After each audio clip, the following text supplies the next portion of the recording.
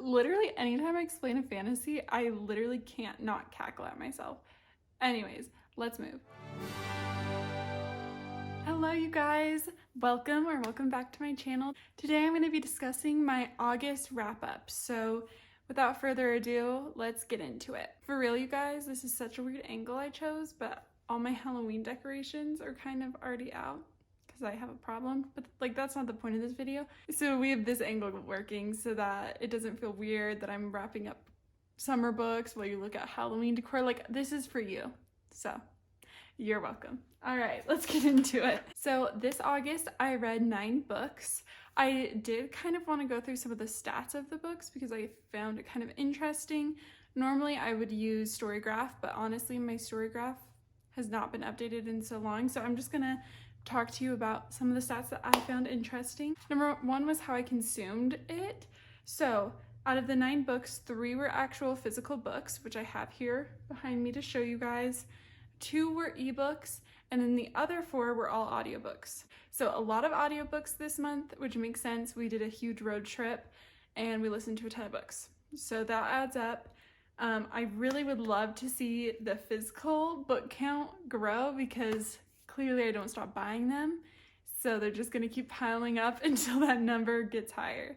So that's a place I could use some work. And out of those 9 books, I looked at the genres a bit this month. I definitely want to get better at looking at the stats of my reading and kind of see every month like what I'm enjoying.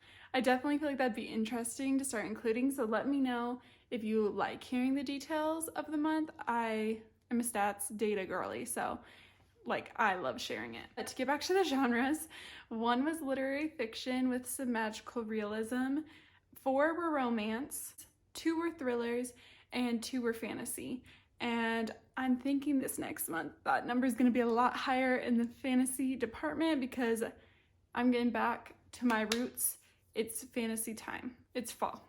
So without further ado, let's discuss the details and ratings of each book. The first book I finished this month was The Unhoneymooners by Christina Lauren. This book was a reread for me, and I'm so happy I got around to rereading it this year.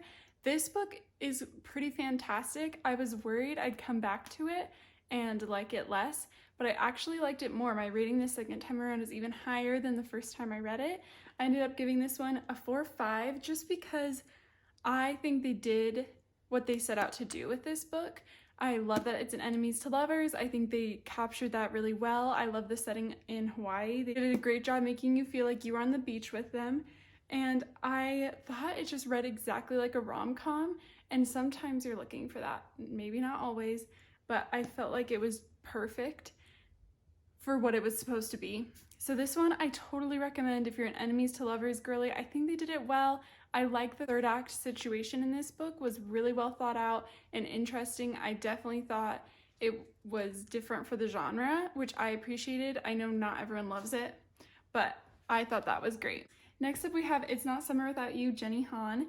This one is the second in the Summer I Turned Pretty series. I'm just gonna preface this with I feel like I'm a little old for this series. Like I just feel like it doesn't read like it would if I was 13 or 14 and like obsessed with these characters, okay? Because I really loved To All the Boys I Loved Before when I read that at that age. So take my review with a grain of salt. For me, this is like a 5 for me. It is better than the first one for sure. I think the grief and what the characters are dealing with in this one is heavier and it adds depth to them, makes them feel a little older. However, it still just feels very immature. It's just not for me, I don't think. I don't even know if I'm gonna keep watching it. Yeah, I feel old and decrepit saying that because I know so many people are up in arms loving this. I just don't think it's for me, and honestly, I don't think I'll even read the third. It's just not interesting to me, and I don't want to force myself to finish this series when I'm just not into it. So my apologies to the fans of that one. Next, I finished Sharks in the Time of Saviors by Kawai Strong Washburn. This one was very impactful. This is the author's debut novel. You can tell it's very close to his heart. He's writing about his culture, things he knows about, and he did a wonderful job capturing that. It really is about like family dynamics, especially those between siblings, and how how they're treated by their parents and how they compare themselves a lot. It's about 3 siblings, and one of them is saved by a shark when he's very young, and the family starts to feel that he is like godlike and kind of has powers of the island. So that's kind of the basis of this story. I would totally recommend the audiobook if you're going to pick this one up, mostly because of the Hawaiian slang and language in it. It definitely makes you feel more immersed to listen to it than read it, because you kind of might stumble over some of the words, as well as having a full cast for all the characters, which is amazing. So totally worth the read. Give this one a go. If you like stories that have a deeper meaning, this one captured our characters so well. I feel like they were real people. This one's a 3.5 for me, just because it's not totally my type of read, but that does not take away from how amazing this story is. Next, we have the 2 ebooks I read this month, which brought me into my fantasy era, and I'm so ready for it. I read These Hollow Vows and These Twisted Bonds. It's a duology by Lexi Ryan. Basically, fantasy is always hard for me to explain. For real. How do you even explain these? This book revolves around our main character, Bree. Her sister has been stolen by the bad Fae court, the Unseelie. There's also the Seelie court. Okay, you following? You with me? And she has to venture there to try and save her sister. She has to make a deal with the Unseelie king to get her sister back, and she has to do a handful of tasks to save her sister. Obviously, it goes a lot deeper. A lot more things happen because it's fantasy. That is just like the bare bones of the story. But let me tell you, this one had me hook, line, and sinker. Like, I think it was like the most amazing fantasy in the world? No, but I haven't read fantasy in so long. I literally felt deprived, and I read this in like 2 days. I just like could not put it down. I thought the characters were well done. I was really curious about what she was gonna do with all the moral dilemmas and the choices she had to make. I was rooting for her. I was rooting for one man specifically. If you know, you know. Let me just throw out there, this is a love triangle. I am prefacing it with that because I know some people don't like that. Couldn't be me. I don't know why people don't like the love triangle. But anywho, we move on. It is iconic. It's amazing. I gave this one a 4-star because there were points where I'm like, there's a plot hole here, or the magic system and like magical world are not fleshed out enough for me. But I thought the core of the story, the romance, the dilemmas, the characters, they all worked for me. You feel? And I liked the tasks too. I just sometimes felt like, isn't it so convenient that like at one point you said like that was impossible, but like clearly it's not impossible? That is just fantasy books in a nutshell, right? So anyways, this one was a 4-star. The second one in this duology was not quite as good in my opinion. This story deserved to be a trilogy, like no cap, it needed it. And she just didn't provide that for us, which is upsetting. But anyways, this one ended up being a 3.25, and let me just say, this would have been like a 2.25 until the ritual scene. What? I was obsessed. I was foaming at the mouth. I was literally feral for the like rituals they had to perform for this like sacred harvest holiday. Girl, that had me in a tizzy. Honestly, yeah, that bumped it up a whole star for me. So it was still a 3.25. I definitely recommend this duology. It's super fun, super quick. I just definitely felt like there was some depth missing from like the magical elements. Okay, moving on from that fantasy dish. Listen, tell me your favorite fantasy below, but like hopefully one that involves romance, okay? Like romantasy. Tell me your favorite romantasy in the comments so I can put it on my list, because I am chomping at the bit to be back in a fantasy world, okay? And finally, the 4 audiobooks I listened to. I'm going to kick it off with the 2 romances I listened to, starting with The Honeymoon Crashers by Christina Lauren. This is a novella that takes place after the Unhoneymooners, so it could not have been more perfectly timed for me to read it.